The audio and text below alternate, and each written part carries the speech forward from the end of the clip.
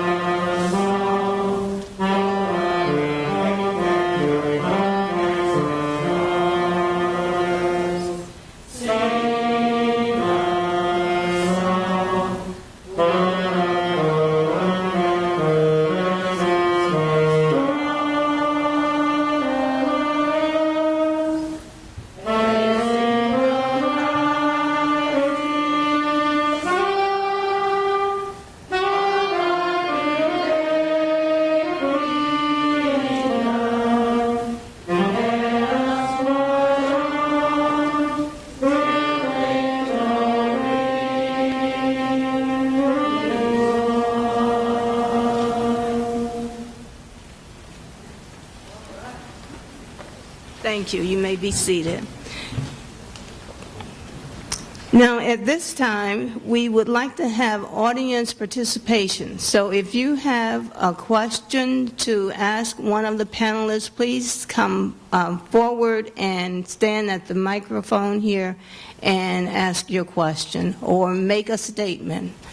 The microphone is right here. So if anyone wishes to say something, please come forward at this point. If you have a question, please come forward. Ms. Croft. I'm Ann LaCroix, and I taught at East Tennessee State University. While these students were here, it's wonderful to know that what I saw at the beginning, too, has culminated in this being a university I am proud to have been affiliated with in so many ways. I think of it as my special memory. And I'm glad you shared with us. I'm glad we could share with you and have you here. Thanks a lot. I'm glad I came. I don't know if I can talk into this, but I just want to say thank you, all three of you. This is so hard. I'm so sorry. There's just absolutely no way I think I could do this. People not giving me respect, not paying any attention to me just because the color of my skin. Like, that's crazy. That's out this world to me, and I really do appreciate it, and you all deserve so much respect. So much respect. Because without you all, I wouldn't be here right now. Plenty of people ask me why I'm ETSU, and like you said, why not be here? I'm from Tennessee. Why not be another different person at the school making a difference? I don't want to be at school just like everybody else, doing everything everybody else is doing. I just really appreciate you all. And I'm glad you all came to speak to us. And I just want to say thank you so much, so much. My name is James Watkins. That's my assistant. I'd like to thank you guys because y'all actually made a path for us. We came behind. And I didn't graduate or go to ETSU, but I was a first. We was the first little black guys that kept getting caught climbing over that fence at that old football stadium. I don't know if anybody remember that, but it was like a big hill right behind the goal post. We couldn't get in. This was like in the early 60s. We couldn't get in the game. But I know the people had to see them 5 or 6 little black heads popping up over this hill. So finally, they just got tired of us climbing over the fence. And they actually let us in the game. And we had a chance to see some of the first from Langston that played ball. Like this is a guy named Johnny Russell that had an opportunity to play football here. We was the first little black kids they actually let in that game. And I can remember the 60s of people like Bob Hall and Dr. Phil Gilbert, the basketball player, and Skeeter Harley Swift was from Washington. And he came down to Carver a lot for us little black kids and gave us the opportunity to play ball. And when we came up, we was here. You know, I remember the old college. I remember the old gym that we always left a door unlocked so we could sneak in the basketball game. You know, I remember setting up under the bleachers because if we got out from under the bleachers, we got put out the game. You know, but then it started changing. You know, and I'm talking about a 7 and an 8-year-old kid that we walked down the railroad track just to see a football game. Because y'all right, man, Coach Christmas used to put us out the gym every day, you know, that y'all had a game. We up in there blowing whistles. He used to say, don't go to that university, go out there and blow that whistle and stop that game. So we had a lot of good memories of this school. You know, we didn't never think we would come to this school, and a lot of us left and went to school elsewhere. But we had memories of you guys. I know I did. When I saw all of you, I remember Miss Wagner, I remember you, Miss Nichols, and of course I remember my big sister. But I just want to thank y'all for making a way for us, because we was the generation behind you guys. You know, and it's our job. I feel like every generation should be better. You know, every generation should give more. You know, and I called Dr. Drinker and said, I think they should get a lot more attention than what they give them, but this is great. And I just want to thank y'all for making a life for me, and I'm going to do my best to make a life for who comes after me, and I hope it keep rolling like that. I know that all three of you had commented and as in your stories that you had all experienced seen the world outside of Johnson City, and you grew up here, and this is what you knew, where you were raised. Could you just, each of you, maybe talk briefly about what you experienced when you left Johnson City and how that was different compared to here, and if that prepared you for that? I know that Mr. Nelson talked about that briefly, but I was just interested in what you experienced outside of here. One year, I went to Oak Ridge to work when I was still a student here one summer. And while I was there, there were other college students at some of the plants there in Oak Ridge from black colleges. And while we were there, one time we had a march at a restaurant. You remember the guy with the axe handle? Is it Maddox? Yeah, Lester Maddox. Lester Maddox. He owned a restaurant there, and we were picketing him. And then at another occasion, they were opening up something like a new Holiday Inn, and the plan was that there were a group of white and Jewish people that were going in to sit down first, and then we were going to come in, and when they asked us to leave, they were going to leave. The only thing is they didn't ask us to leave, and I had gone that day without any money, so then I had to borrow money so that I could borrow something to eat because they opened it up to us. So that was another time that the integration did work. I also worked at Green Valley Hospital in school for about 3 years, and that was an entirely different experience because they had never had anybody professional black working there. and they really had a hard time accepting us for a while, but it ended up again working out well. Had some good friends from the group and everything, but it wasn't all those experiences. I think I had some background in it from going here, being with different groups of people. Okay. Did someone else have a comment? Okay, is another question? I just have one comment. Mr. Nichols mentioned that when he came here, ETSU had an Iranian and Lebanese students already. And while I think it's commendable that ETSU handled the integration as smoothly as they did, I don't think it speaks very well for our society that students from foreign lands were welcome at this institution before natives of this country were. So I didn't want that point to be lost on the students. Would someone like to respond? Okay. Ms. Crawford? I was expecting a question about how the blacks felt about integration. How do we feel about integration? And no one has come up with that question yet. But I'd like to say that some of us were okay with it, and some of us were not okay with it. But I believe from integration that, one, we had a chance to spread our wings and fly. Two, we had adventures and learning experience, and others, there was a death sentence. So I'd just like to say. Thank you. Is there another question or comment? My question does have to do with the integration.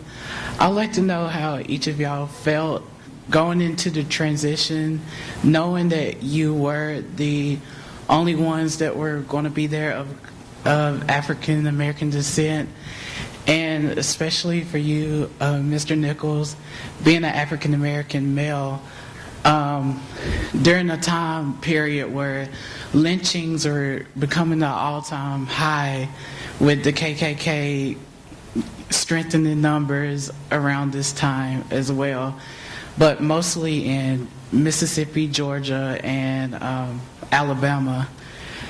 Was the fear here in Johnson City, Tennessee, was the fear inspired by those three states, and did you feel that it was on the same level here in Johnson City, or where were you mentally? And that's a question for all three of you, but really for Mr. Nichols. Okay, Mrs. Wagner wants to go first. We had heard all these stories, but Johnson City was always different from other parts of the South. Now, there's no denying there was discrimination, but I don't think we had the fear here. In some places you would go visit, we used to go to South Carolina in the summer, and you would get these hate stares. I never got that in Johnson City. And there was just a difference in the history of this area too, because East Tennessee wanted to succeed from the South, because one thing, we never had large plantations in this area, so there was never a real large black population in this area, and that may have had something to do with it. But the hatred wasn't there. And I remember we could go to the public library here. In so many places you couldn't do that, but we could do that here. And the segregation, the hatred was not here like it was there. I don't remember us being afraid when we came that day when it opened. If we'd had good sense, we probably should have been afraid, but we weren't. And no harm came from it. George was telling me that I should mention something that happened. We would go to the dances and things that were at the college, and we'd just be with our little group together. And one time a white guy came over and asked me to dance, and the leadership heard about it, and I think it really frightened them, and we had to have a meeting about that, and they were asking us not to go to the dances. For some reason we didn't listen, did we? No. But they were afraid of what would happen to us. They weren't afraid of us being there. They just didn't want anything to happen to us. They were fearful of what other people might do. But there was a big difference between here and the other places. And I think the fact that they didn't advertise that they were opening, they just opened it and there we were, that had a whole lot to do with it.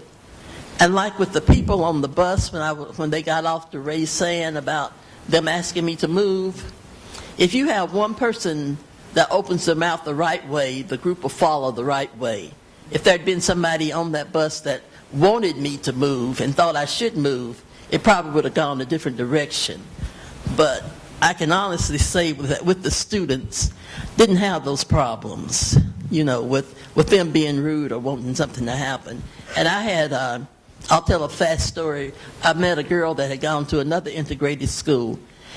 And she said when she was in class, the teacher was asking questions, and she was raising her hand to answer questions. And he finally said, "You've had a lot of experiences, haven't you?" And she said, "Yes." And he told her, "I don't care how many experiences you've had or how much you know, you're never going to get above a C in this class." And the whole class applauded. We didn't have to go through anything like that, but if you can think of the hurt that would happen. Not that she didn't deserve it, but he just wasn't going to give it to her. But we didn't have to face things like that, so that was a good thing. Okay. As a black male, I did not feel fear. As Luellen said, maybe I was too stupid, but I didn't feel fear. However, I knew that I would not attempt to hit on a white girl on campus. I didn't know what that could lead to. So that is about the only thing that I can say was different. Now, no, everything was good. Okay, thank you. Ms. Crawford, did you have anything else to say? I think George and Luella have covered it all. They talk a lot more than I do, so therefore they're taking care of it. So, okay, thank you. Is there another question or comment? Thank you for coming to speak.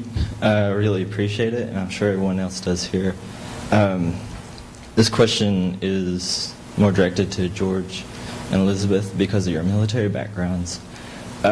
Because you were involved in the military, do you feel like you escaped some of the prejudice and discrimination because of, I guess, camaraderie and brotherhood that, is associated with being in the military?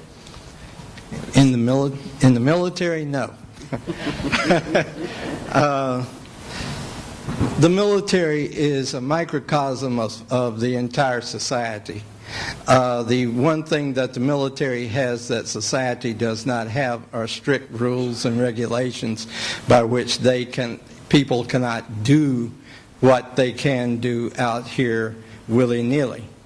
But is there segregation? Yes. When I was commanding a battery at Fort Bragg, I found, one of my sergeants was conducting an inspection and found that one of his troopers was a member of the Ku Klux Klan. So it was there. It was there. You just had to deal with it on a one-by-one basis. So, but the military didn't keep you from being, let's say, discriminated against because when you took that uniform off, you were just another black person to everyone else. I remember when we integrated, two of us integrated a skating rink in Lawton, Oklahoma, as Bill said. And the way we did it, we were both Vietnam veterans. We did something that was illegal. We went against Army regulations. We put on our uniforms, and we went to that skating rink. And by having our uniforms on and having a patch on your right shoulder and your ribbons and medals on, they could see that you had been to Vietnam. So we were daring these people to say, you can't come in here. And they didn't. So the two of us integrated it. Okay, thank you. Ms. Crawford? As I think back on it, I remember we were stationed in Massachusetts, Ayers, Massachusetts, outside of Boston, shortly outside of Boston. And if you were not a Kennedy or white, there was nothing there for you. We had a hard time finding housing before we could get on base. I could not find a job. George remembers some things too. And my husband volunteered to go to Vietnam to get us out of that place. So it just brought back that memory. I can remember that also. I just remembered another incident. In El Paso, Texas, I was going to the artillery officer career course. And prior to going, we were all going to be living off post. And we had gotten quarters off post in apartment complexes. Well, when my wife and I showed up, we were told, you can't come in here. And so we had to move to a different set of apartments. I reported it, and that complex was then put off limits so that no military person, black or white, would be able to live there. I'm not military, but I attended a seminar that we had with some of the Tuskegee Airmen, and you talked about men that were really men, but they were telling us during one of the sessions how when they came from the war, they had German soldiers in the cafeteria, but they couldn't come in the cafeteria themselves to eat. And they would have to go somewhere eating some greasy food that wasn't good for them and making them sick. But the military has a lot to apologize for. Thank you so much for your responses to that very good question. Are there any other questions or comments? Well, I would like to give our panelists a great round of applause.